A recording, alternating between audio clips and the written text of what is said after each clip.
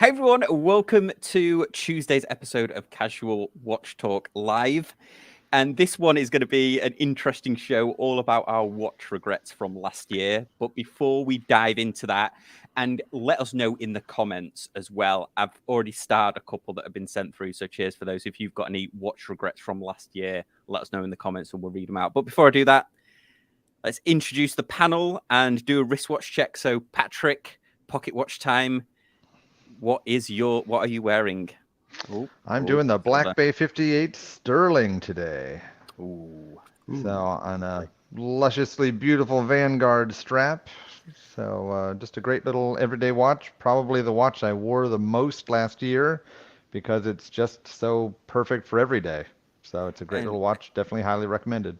And we haven't done a patina update since last time. So you had a slight browning around the bezel. Well, I've made I don't know if you saw the second video on it, but I did a 6-month patina, and then I did the 1-year patina, and then I cleaned it.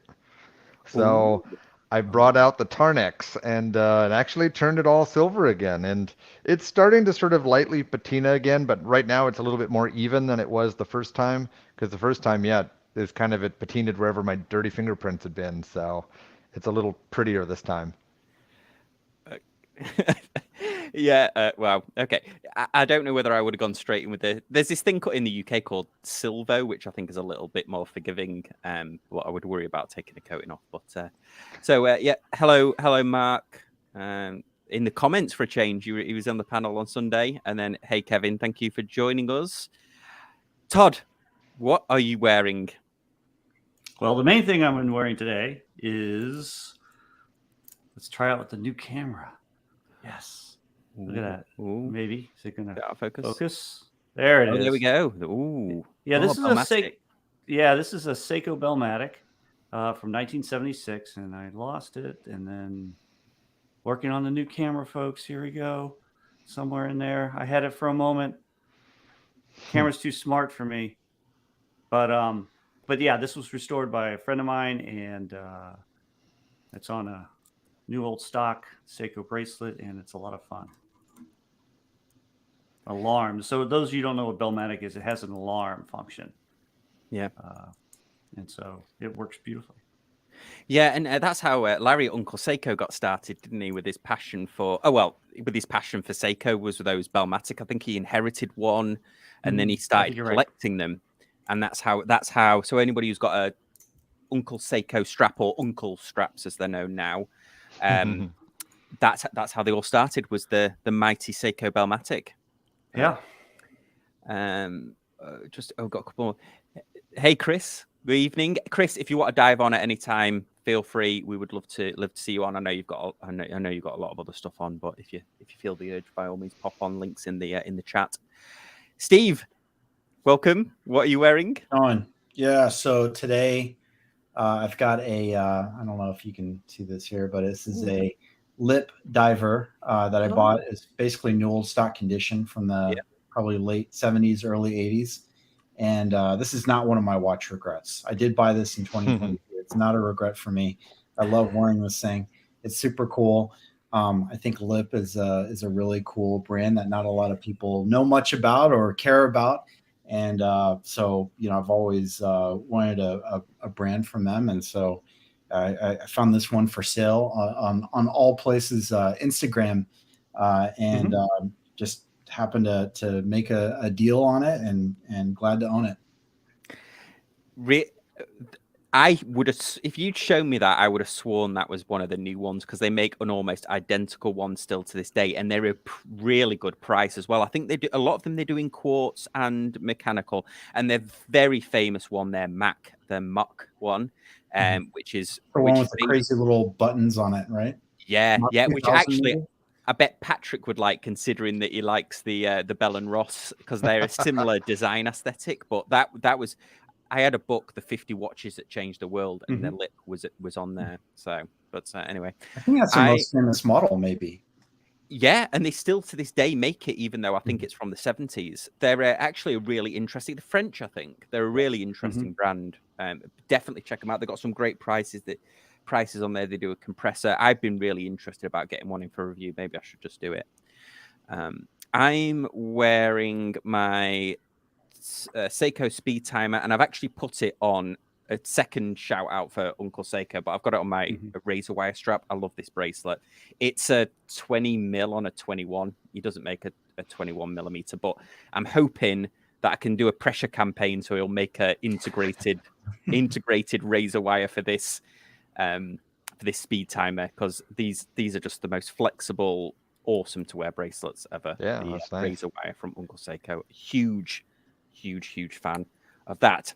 Anyway, let's get started. So first off, I keep forgetting to update everyone. I did a whatnot a couple of months ago, and I'm going to be doing another one.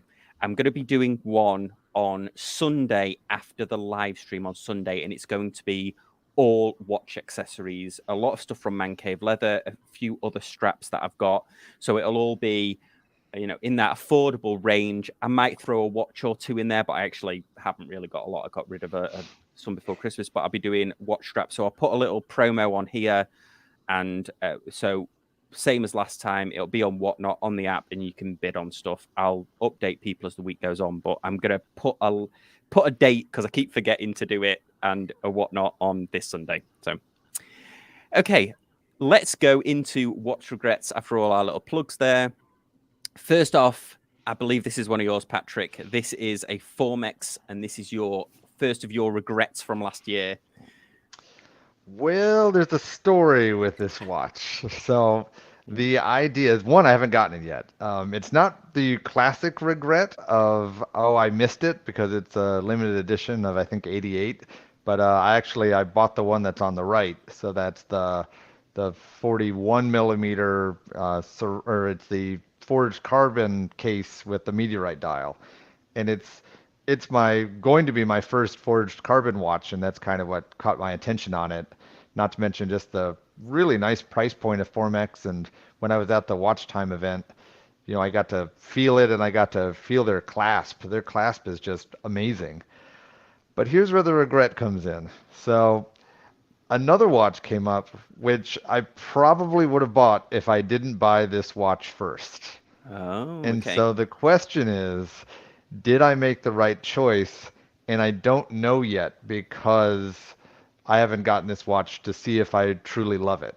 Because I think it's a great watch. It's beautiful, but is it special enough that it sort of is, clicks that little special box? It's my first forged carbon. It's got a meteorite dial. I mean, it's a beautiful watch. So I just don't know if I'm going to truly fall in love with it and I get it, or if I'm going to say, ooh, I think I would have liked this other one better. Because wink, wink, coming up, there's a watch that I missed out on, and the reservation in me missing out on it was because I'd bought this like a month before. So I was like, can't buy another watch. Oh, I feel like you're shouldering this watch with baggage that it's not yet had a chance to prove itself. It's already guilty, and guilty and being proven innocent later. So true, so true. As I said, I mean, I'll probably get it, and I'll probably still love it. I just we'll see if it lives up to the hype in my head. Okay. Anyone have any opinions on this one? I've never seen a Formex. I've got a question, Patrick. Mm-hmm. Don't you also own the Zodiac with the meteorite dial? Yes. So why do you need two divers with meteorite dials? And Steve, you're kind of in the ballpark of why maybe it won't be special enough. So it's the first carbon watch that I've got, and that's kind of, at least gives me its first. Mm-hmm. But you're right, if it was my first carbon, first meteorite, then it would probably be absolutely like on the list. And that's where, you're right. And kind of it goes to the old story of watch collecting is, do you buy a bunch of smaller pieces, or do you save up for that little bit of a bigger piece? And sometimes, doesn't mean you don't love the little pieces, but you regret that you let the big fish go away because you caught a couple small fishes. See, can I just mention something? There's a comment here. It says Steve is doing a wife impression. Can you highlight that, Sam? That's actually not true, because there's a reason why I'm asking about this, because he got, and this would be one of my regrets, is that I missed out on that orange accented Zodiac with the meteorite dial that Patrick owns. So I'm hoping that he loses interest in that Zodiac watch and then he'll just sell it to me. Oh, you're planting the seed of Absolutely doubt. nothing like that at all. I just want Patrick's Zodiac that he gets so in love with the format. So he's like, you know what? I don't like the Zodiac. I'll just sell it and I can benefit from it. So. I mean, Steve, you've got a good chance there because we've got carbon fiber with meteorite, or we've just got DLC coating with meteorite. So that. Let me know. And you never know. We'll see what happens. Though I do love the Zodiac. Me too. Well, Steve, now you're up. I think that would be it. Honestly, I don't have a ton of watches that I feel like I really missed out on, but that was one of them. That was one where I look back and I think, gosh, and I think for Zodiac, yes. Hold it up there. So the thing with Zodiac is that orange is like one of their signature colors, and they have multiple versions of this watch now. There's one with gray, there's one with blue. But like in my mind, if you're going to get a Zodiac diver, get something with orange on it because it just looks so badass. So I think this was the watch to get from Zodiac this year. If you missed out, you're like me, regretting it, and then you're trying to beg people that to sell them one. So that would be one of mine. Well, Steve, you're up. Go on, you're up next. What is one of your watch regrets from last year? That was it. That was the Zodiac. It was 2 for 1. It was like 2 birds with one stone, or two birds with one stone. The Zodiac was one of mine. I wish I had gotten one, and I missed out on my opportunity to get one. So. Oh, well then we will go to Todd next. And Todd, this is a regret, but with a happy ending. We hope. Right. This is a regret with a very happy ending. In fact, it probably worked out better. But when the Belcanto came out, and I'm not I'm a admirer of Christopher Ward, but from a slight distance. In other words, they haven't made anything since I'm kind of concentrating on chronographs mainly, and especially vintage Seiko. As appealing as their watches are, I haven't really, looked at getting one. Especially since so many people, Sam, tend to get them. I can appreciate them from that way. But this show is not sponsored by Christopher Ward. It is not sponsored by Christopher Ward Talk. And so, so this came out. I wasn't really paying attention, and then all of a sudden it was like, oh my goodness, this is a masterpiece, and it has the design aesthetic too that I love. Like my Mont Blanc Nicolas Riasek chronograph has the small. Has a small, I guess, circular area for the hours and minutes in it on top. It's a kind of a Beauvais thing too, in terms of that aesthetic. And it's just wow. And I learned more about it. I'm like, oh, and then they released the one for the green dial, which sold out in 5 minutes. I forgot how long the blue one took a few hours for people to understand what was going on. The green dial comes out, and I think it's gone in minutes, right? Yeah. And I'm like, I said, and they make 300 of them, I believe, roughly. And so you're not going to find one for any sort of reasonable price on the secondary market. In fact, we looked the other day as a group and found where they, there was one that was sold on Chrono 24 for like $8,500, I believe. Yeah. Which is crazy. But I signed up for all the information from Christopher Ward, and I signed up that I would like to know when they release another Belcanto. And sure enough, shortly before Christmas, I think it was, or somewhere between Thanksgiving and Christmas, I got an email. And you should have seen me. I was like, it was one of those things, it comes over the phone. I'm like, and then it shows all the colors, purple, salmon, da da da da da. And I'm like, and so I kind of fumble. I said, how many minutes do I have to get this? Yeah. Back in the day, when I was younger, it's like Rolling Stone concert tickets all of a sudden came out, and you had to get on the phone and dial because there was no internet. Anyhow, I was like fumbling for the credit card, like, oh, no, you're trying to put it in and get it. And sure enough, I got the deposit in to get the salmon color dial one, which I'm really excited about, even more than the green or the blue. So sometime I think they estimate between July and actually December of this year. So they're taking, their time in making these things. And Dark Star, hey, you got the salmon too, huh? Very cool. And so I'm very excited that I was actually able to pay attention and I did the right thing. So it's not a watch regret as much as it could have been. Yeah. Okay. All Now, worked out. I think there's a few people, isn't there, that share that regret a bit about the Belcanto, especially the blue and then the green one that really, they went, didn't they, really fast, and you had to be really quick off the drawing. But you couldn't really predict it, could you? Because their other their unique sort of concept piece. I mean, I think that took a couple of days to sell out, so it was a bit. Kind of took the whole market by storm, didn't it? Really, when people saw it, and I know I've dropped an interview with Mike that talks all about the Belcanto, and I also did a full review of the Belcanto on the channel. Little plug there. So, okay, next regret. Then this came hot off the press from somebody at my work. So a big shout out to Mike. We have a group at work, a chat group on Slack, all about watches, and I asked everyone if they have any regrets. And Mike is a big Scurfa fan, and he is also a fan of gilt dials. So this was right up his alley, and he ended up selling it and immediately regretted it because they're actually out of stock. So he was kind of paring his collection down. And I think it might have been a limited edition from Scurfa, but he immediately regretted selling it and is trying to get one back. He really rates Scurfa, as well as you meet a lot of recreational divers that really rate Scurfa. If you're not familiar with the brand, the gentleman that owns it, Paul Scurfa, is a commercial diver, a saturation diver, I think. And he when he developed these watches, he developed it from his diving background and with other divers in mind. So that's where the Scurfa brand comes from. They're pretty reasonable prices as well. I don't know, Steve, have you ever owned a Scurfa? Never have. Yeah. Oh, wow. So this is another watch that was loved and lost, and hopefully he'll get one back.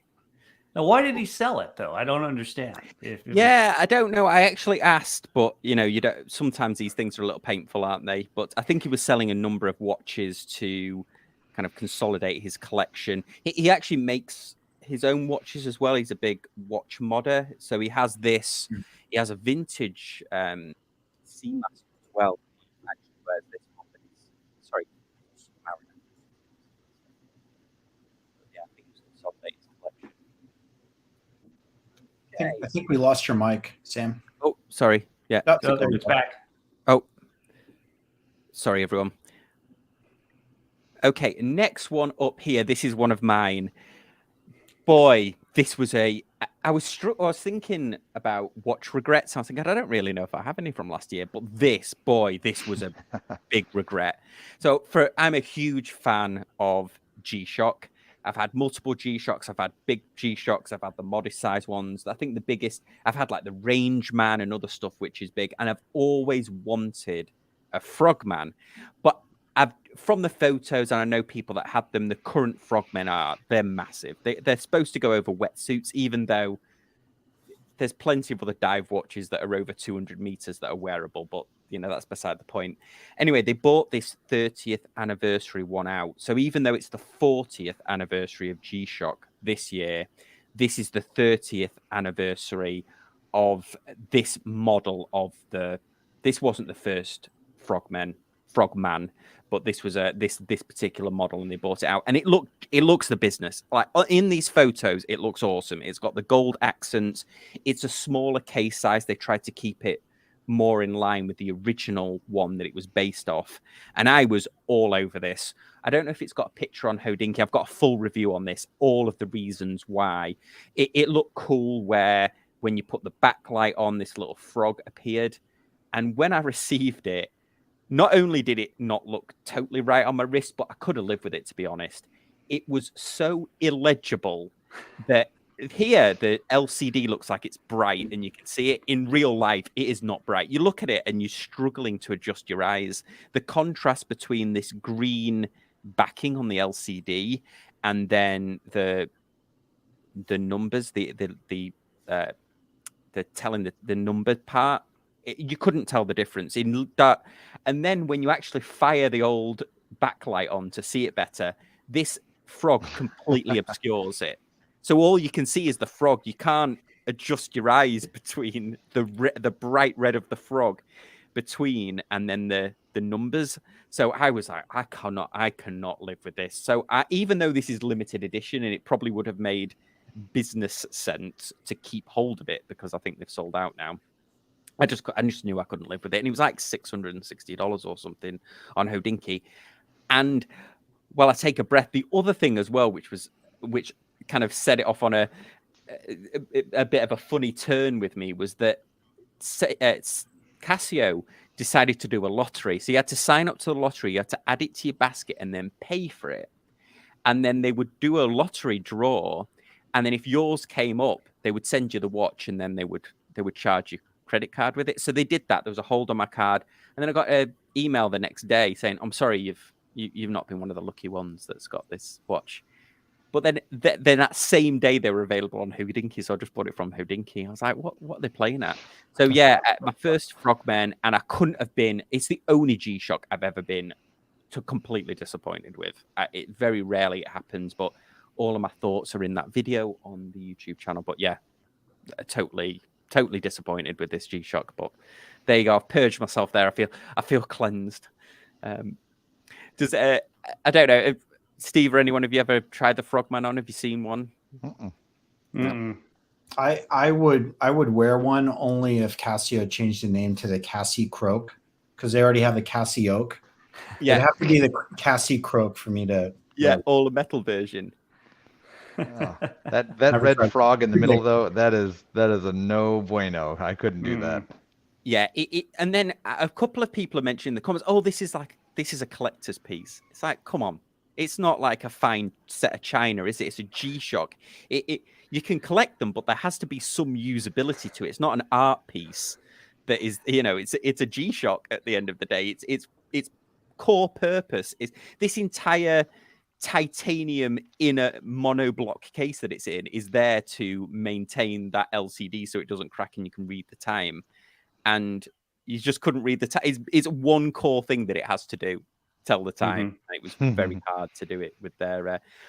Actually, Von Krull here. He says that they had the same problem with the Super Mario watch. Yeah, I'm sure it was. G-Shock have been doing some good things because I think the Moon Swatch maybe got under their skin a little bit. I'm completely hyperbole on my part, absolutely, but they've been doing a lot of really cool limited editions. This unfortunately was just not one. Shall we go, before I go back round again, should we do some from the audience here? We've got Click and Caliber says, my biggest regret was purchasing the Alpina X smartwatch. So is this the one that looks a bit like the Tissot that was in Mission Impossible, I think? I'm not overly familiar with that. Steve, are you familiar with that Alpina one? I'm looking it up right now. Yeah, I know they made one nice watch that came out this year that I actually really liked, but it wasn't a smartwatch, so I don't know that one. Yeah, and Pete's from Not So Obvious Watches is a big Alpina fan, isn't he? But I think he likes the vintage stuff. Yeah, I like them too, but I don't know about this one. They made one of the first smartwatches that looked like a real watch. I think it still had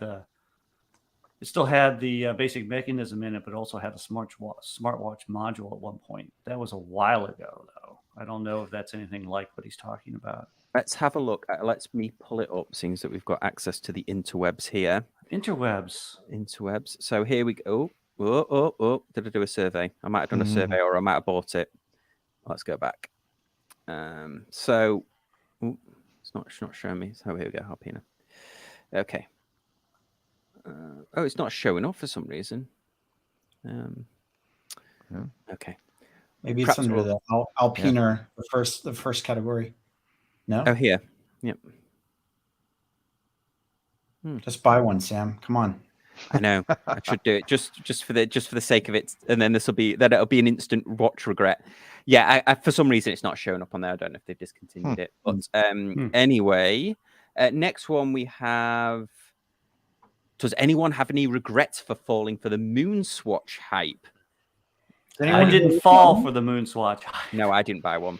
I didn't buy one either, and I'm glad I didn't. I came this close for falling for the hype because I was thinking about driving to Miami like the day that they came out, and I was like, oh, should I do it? Should I do it?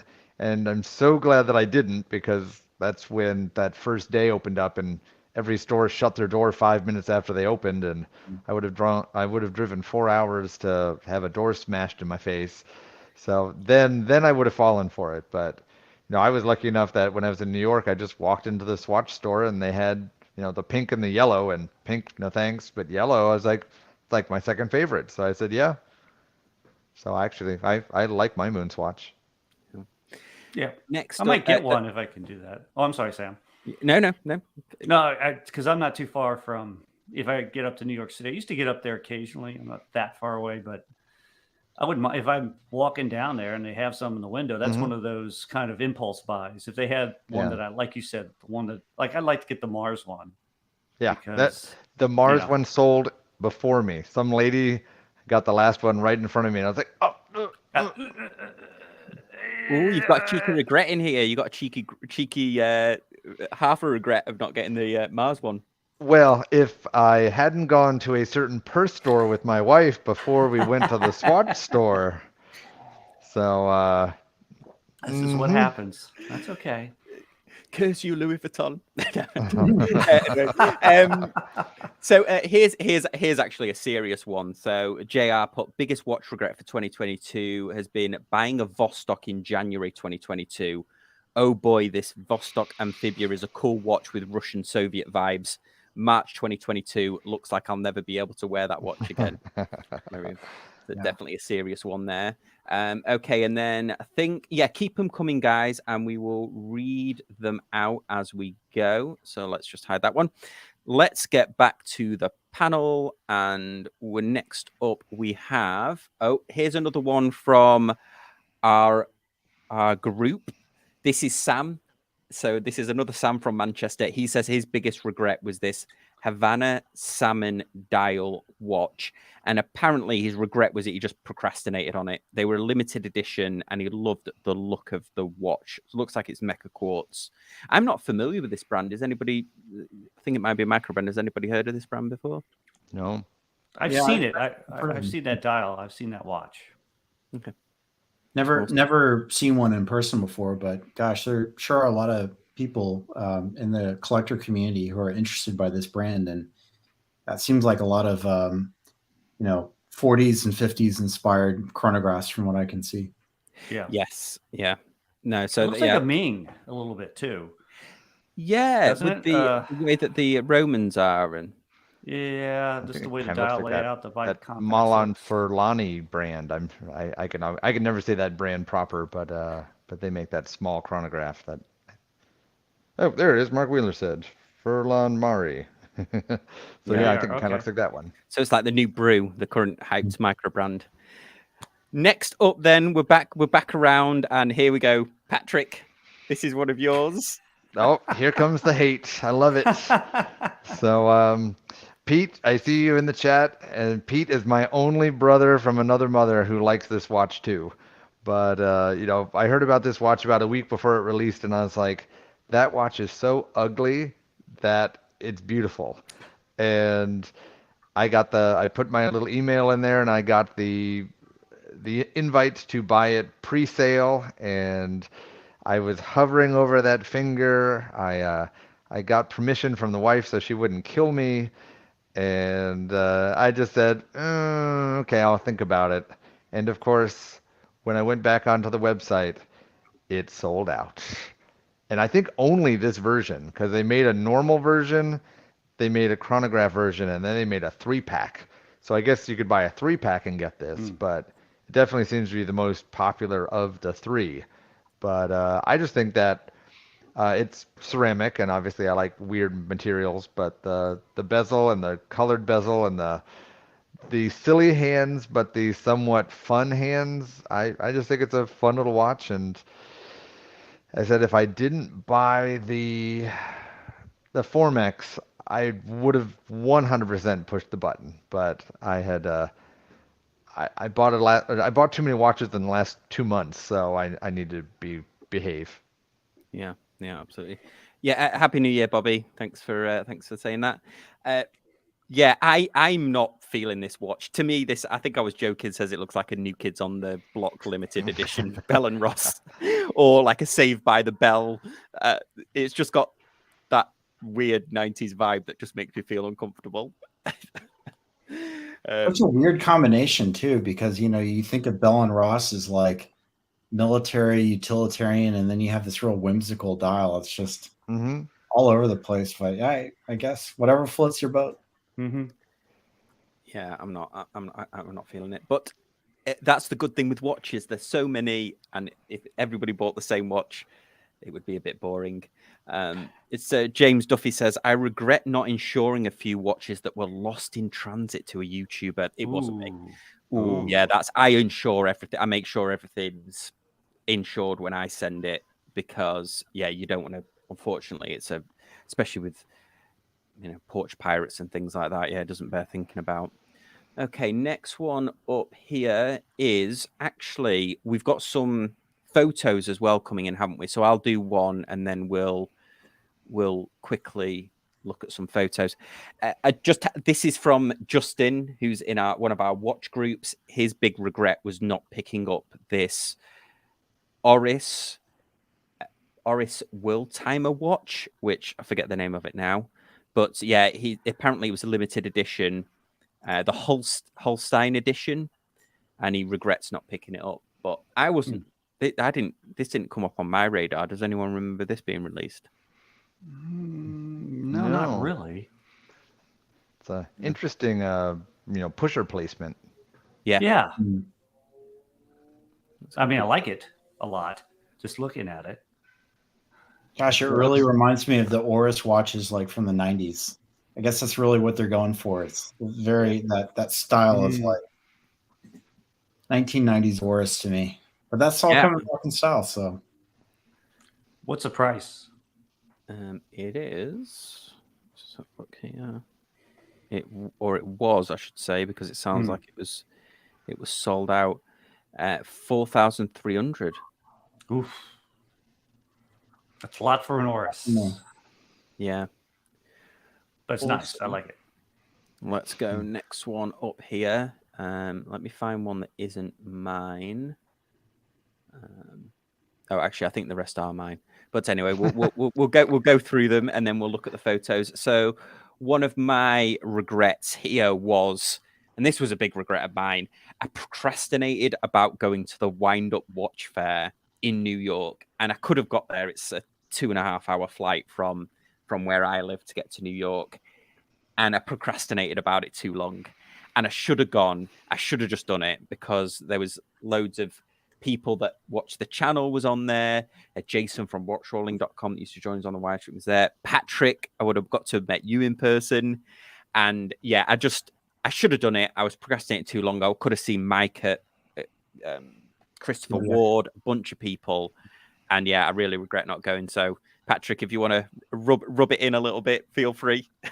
Yeah, well, if you go to it in the future, the only thing that I can recommend is go for the hour, press hour before the show starts, because it was night and day difference. You got there that first hour and you could walk around and you could talk to people, but man, that thing was so busy, which I mean, it's great for all the brands, but once the throng of people started going in there, I was like, okay, well, I headed out there soon after, because you couldn't even talk to anybody. It was just so busy, but so many brands. It was definitely eye-opening just to see all these small brands, and it was great. Awesome. Bad regret. Yeah, it was. I should have gone. I'll definitely try and go this year. It'd be rude not to. Okay, next up, I think this is one of yours. This is picture time. So Todd, this is one of yours. Vintage the Buller Acroton Space View. Yeah. Real quick, I noticed that Super Cruise was on the chat. He's he's one of the experts on Seiko System Watch Forum. In fact, he's the guy that restored this Bellmatic. Oh yeah, and, let's show that. Yeah, Super Cruise, welcome. Yeah. And nice. Even though I still can't get this thing to focus right, I'm gonna have to work on this. But yeah, he did this for me. He's done like probably 15 of my watches. That was another question somebody had in there. How many watches do we own? Yes. I saw Patrick answer 15. I counted the other day. I shouldn't have done that. I regret counting. I have 75, I think. Yeah. 50 of them are Seikos, vintage Seikos, so maybe more than the 50. Not counting the ones like here on my watch bench, which are in pieces. But but yeah, this is so I do a lot of a lot of the stuff through the online auctions, and I do get some pretty cool things. In fact, this Belmatic originally came from the UK through one of those auctions, and I have 3 Accutrons, but I don't have a space view. And so this one came up, and I'd already spent, like Patrick was talking about, I already spent too much doing something at the time. You can see this is December 12th, and I'm like Christmas and all this. But I regret this one went for a decent price, and I regret not hanging in there and picking up this space view. And there's several kind of like that I regret, but they'll come up again. It's not like I can't get them. Yeah. I've had that exact same model, and they're super cool.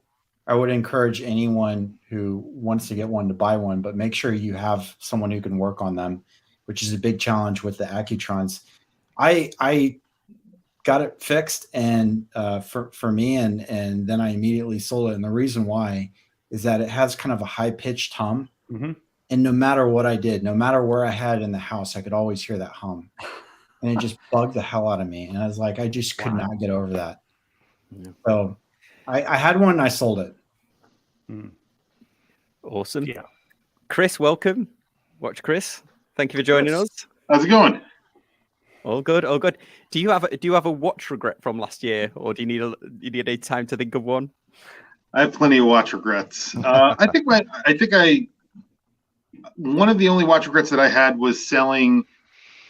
I sold a Seiko SLQ 001, and it was in really good condition. And I immediately regretted selling that watch, and actually had to buy it back. So I didn't buy the exact same one back, but I bought a different one back, which is, I think, the first time I've ever done that with watch. So it's like it's really painful when you have to do that. It really hurts when you have to do something like that. But yeah. Patrick, this was your first watch, wasn't it? This kinetic, the one that Chris is talking about, the SLQ. It's the crazy one with all the dials. Yeah. Mine was, I think, the 007. So I'm not sure exactly, what's the difference between the two, but absolutely, yeah. It was in 1999, and it was pretty much my first good watch, and I had it for a decade until that capacitor died. Did you hold on to it? Actually, what's so funny about it is I emailed Seiko Japan, and it cost $900 to fix it, and I had bought it 10 years before for $1,500. Right. And I said to myself, well, geez, I'm not going to spend as much to fix the watch as it was to buy the watch. So I sold it, and I actually sold it for $1,400 broken. Like I stated, the capacitor is dead. It will work while you're wearing it, but the minute you put it down, it'll go to sleep and won't wake back up until you wear it again. And someone from California bought it for $1,400. Yeah, and coincidentally, Jay Leno has it. I think 99% of them are basically watches with dead capacitors, because they're kind of expensive to work on, and I didn't know it was that expensive. The one that I had for years, and then I don't know what possessed me to sell it, and I didn't get a very good price for it, and that was it. So I was say what they told me, at least in terms of why, because it's a 9 series movement, so it's actually made by the Grand Seiko Studio, and the capacitor is within the internal works. So they actually have to completely disassemble, put in the capacitor, which is only about $120, and then pretty much put it back together. So you're virtually paying for a high-end service and a part.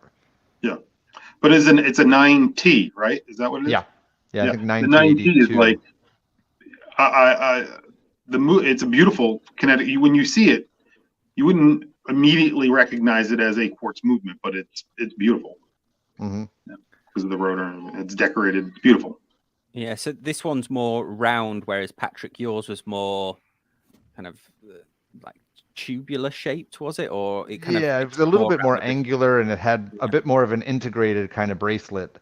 But I think it was the '07, and I think like the '09 was the exact same one, except instead of orange little micro hands, it had greenish micro hands. They got a little carried away with their numbers there for a while, and they made the same watch like 20 different variants with one small color change.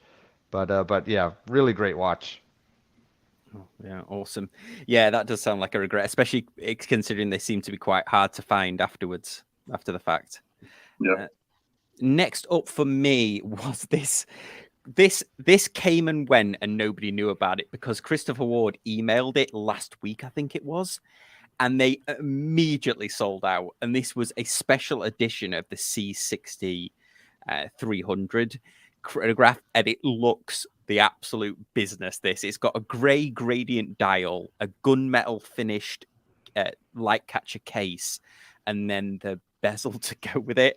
And Jason at Watchroll immediately messaged me later on in the day. I think because he'd been at work, he hadn't read the email. I was like, oh, because this is right up his street, grey, and it looks awesome. And yeah, I got the email, procrastinated a little bit, clicked on it, and apparently it was a really good price as well. So Ty's saying I just got a new Christopher Ward. I don't know if it was that one, Ty, but it was. Let us know if it was. But yeah, this came and went. Nobody knew anything about it, and apparently it was really good price, like $750 or something really, really bang on. And yeah, I just regretted it immediately. Like, oh, I would have bought that, but I just procrastinated too long reading the email. But yeah, it looks. I think Christopher Ward have been doing a couple of these little releases just to the mailing list. So if you definitely sign up to the mailing list if you're not on there. Did anybody take advantage of the Christopher Ward sale that just happened the last few days? 30% off. I went on to because it was a sort of the returns, wasn't it? They sold some of the returns and some of the new old stock models. Yeah, by the time that I'd got on there, and I thought I'd clicked on it pretty sharpish. By the time I'd got on there, a lot of the good stuff had gone, and there was some great stuff on there, wasn't there? Did you manage to pick anything up? I literally put something in my cart, and while it was in there, it sold out. I was like, I was like looking for my credit card. It was gone. I was like, oh, yeah, right, well, that's how it's going to be.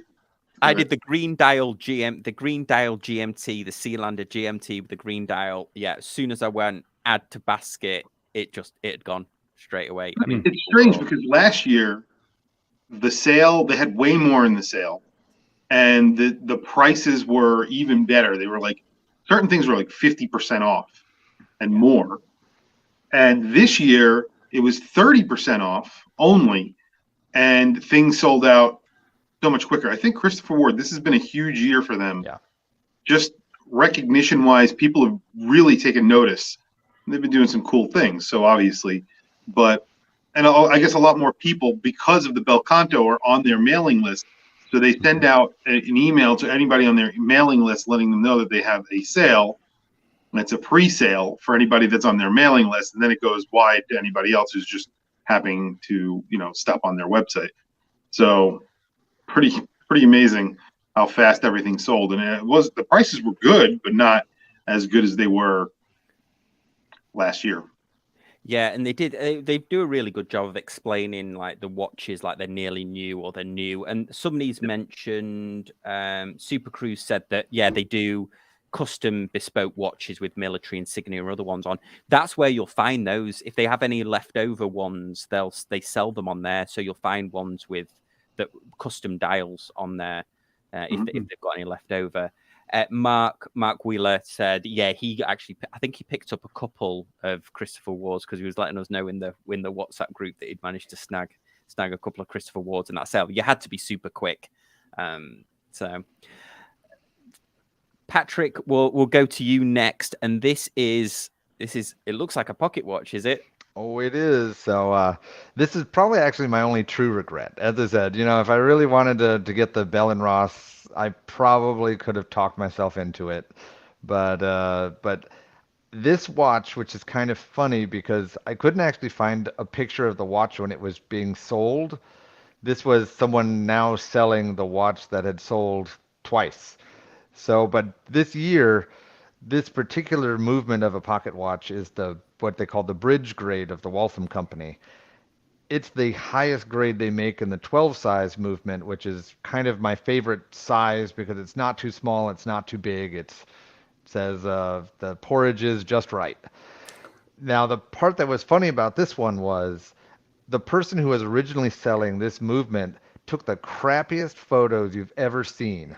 And if you kind of look at this one, it's not the greatest photo either because you can't really tell that there's an interesting pattern on the plates. And in the second photo, you can definitely see it. Well, in the post that the original seller posted it, nowhere on there did he use the term fish scale demasking, and nowhere on the pictures could you even see it. I looked it up by the serial number and I found out who the original owner was, and I saw him posting pictures of it, and I saw that it was a fish scale.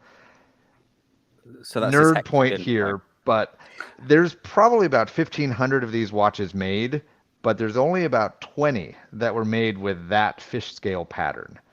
And so super rare, increases the price of the whole watch 3 times, and I put a bid on it thinking that I was the sneaky guy because it was at like nothing, and I put in what I thought was a pretty high bid, but it wasn't high enough because I wasn't the only sneaky guy. Someone had put in a last second bid just like mine, and theirs was bigger than mine. So of course they won it for $25 more than I put in. And I was like, ah! So that was my disappointment for the year because that really is a special watch to the watch nerds who really know about it. And this was just the movement, or have they just taken the movement out of the pocket watch? When it was sold like 3 months ago, it was in a case. So I don't know what happened to the case. Someone probably melted the case down and now put in selling the movement just for itself because, if let's say it's a $2,000 movement, but it sold for $3,000 because the case is worth $1,000, they might be able to get the money out of the case and then get the same money out of the movement. So kind of like cars, sometimes, not that I encourage this behavior in pocket watches. I mean, if you're really just trying to make money out of it, you can make more money probably by parting it out than you can by keeping it whole. Tragic. Oh, that's a shame, isn't it? That's why when you see a lot of these rare movements, it's really rare to see them in their original cases because a whole bunch of them, during the Great Depression, they melted all the cases. And since we're about to go into the second Great Depression, who knows what's going to happen? Yeah, let's not make that regret for next year.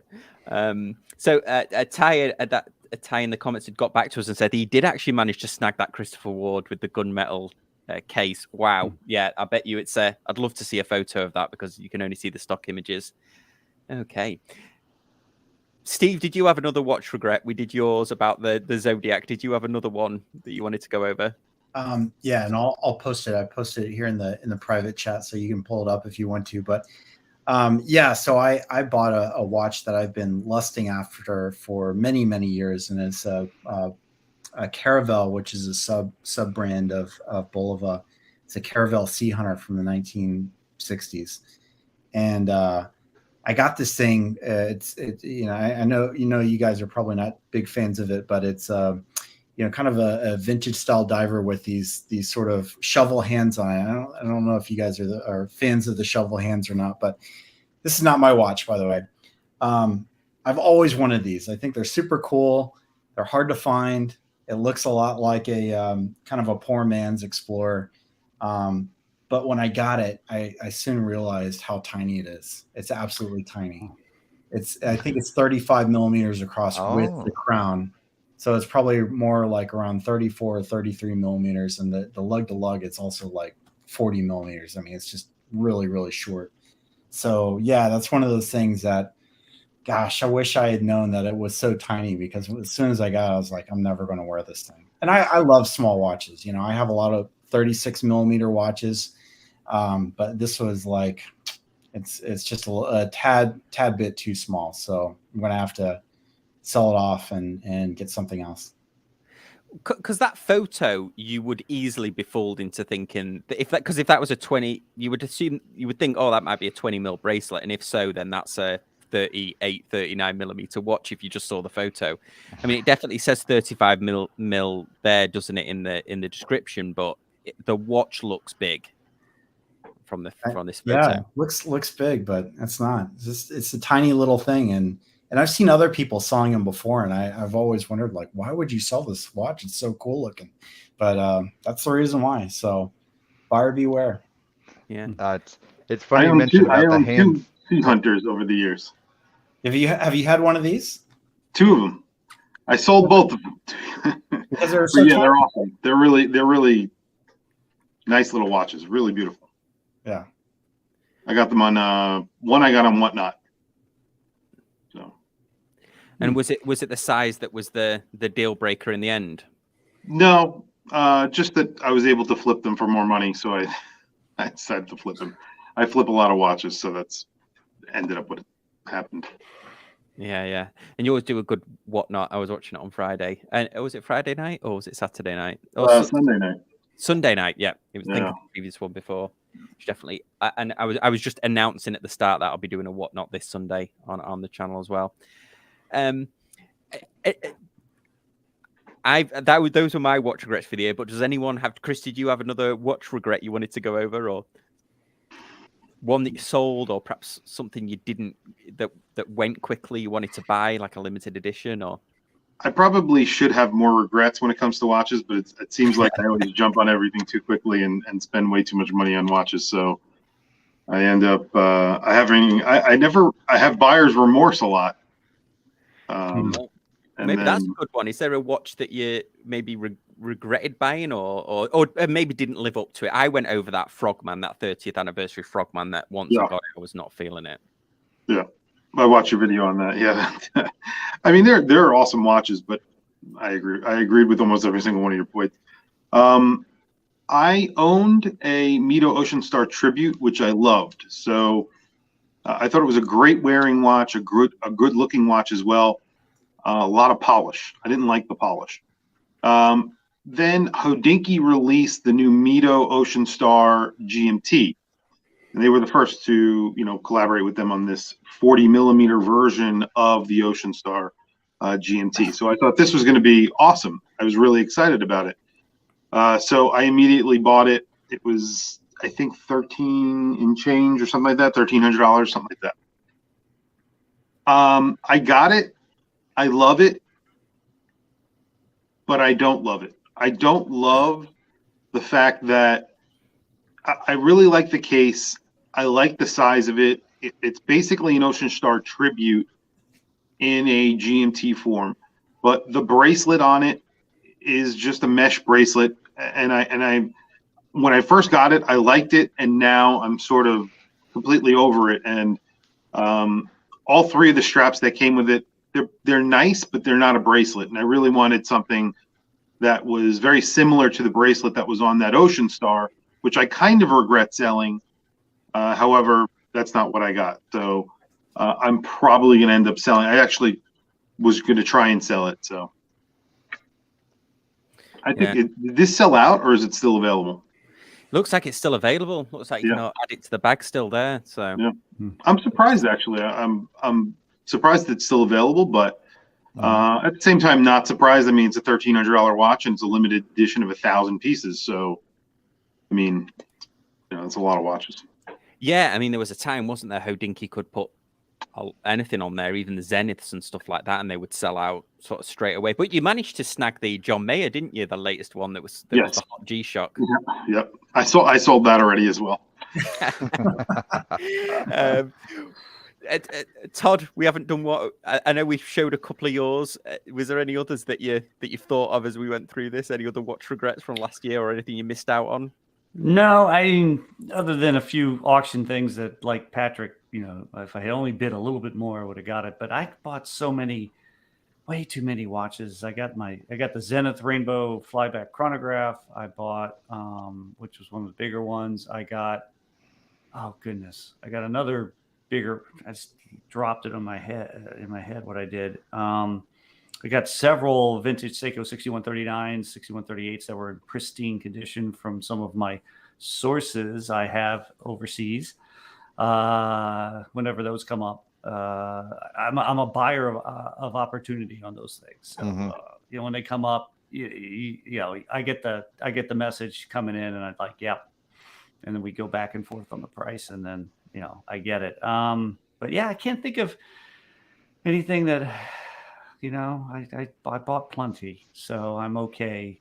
And then, of course, right at the end of the year, one of my sources, the first, like Steve talked about, my first Instagram purchase, some well-known Seiko dealer put one of the Olympic 1964 Olympic monopusher chronographs. Oh yeah, on with the white dial. Oh, I've been searching for one of those for a while for a decent price, and they had a really good price on it, and so I picked that up. So that's on its way to me from Indonesia, I believe. So yeah, so I've bought plenty, and I don't sell. Unlike Watch Chris, right? I don't, and Patrick and I don't sell, which is why I have 75 bloody watches. So, but I might. So this year I might have a regret because I might get rid of sell my Seiko mid-range divers. I might, even though each one kind of has a story and they're not that expensive, but I might do that just to kind of thin the herd a little bit. And I'm just not wearing them that much. I don't know. Well, Todd, you'll be happy to know I actually sold a watch last week. So it's the first watch I've sold in a decade. So and I gave it away for a far too cheap of a price because the guy just really wanted it. So I said I'll tell you guys all about it later. Yeah. We've got a couple coming in from the audience. So Click and Caliber says, I got the Hodinkee Mido 2. I was quite disappointed it doesn't have a quick set date. Oh. No, that's a feature of the GMT though. That's because it's a GMT, so you have to go through. It's a pain in the butt. Oh, really? You're knocking it through 12 to get it to the right? Because it's a true GMT, so you don't have a quick set date for the Powermatic 80 version of the Powermatic 80 GMT version. That's just the way they are. It is annoying. Yeah, I agree. James Duffy says, my wallet regrets getting into precious metal cased watches. Yeah. Awesome. They add up. Yeah, absolutely. Well, I'll just go round, just see if there's any more comments that came in. Anybody I missed on the panel? Anybody have another regret that we hadn't got round to? Awesome. Okay, well then, we will probably wrap it up there then, if that's okay with everyone. So thanks everyone for watching. Thank you to the panel. Thanks Watch Chris for joining us. Thanks Patrick, Pocket Watch Time, and Todd, thanks for joining us, and Steve from Red Bar Austin. Thanks everyone for joining us, and thanks everyone for being so active in the comments and sharing your watch regrets. Hopefully it was a bit cathartic or therapeutic. We'll see you on Sunday for the Sunday Social. Thanks again for watching, and we'll see you next time. Take care, guys.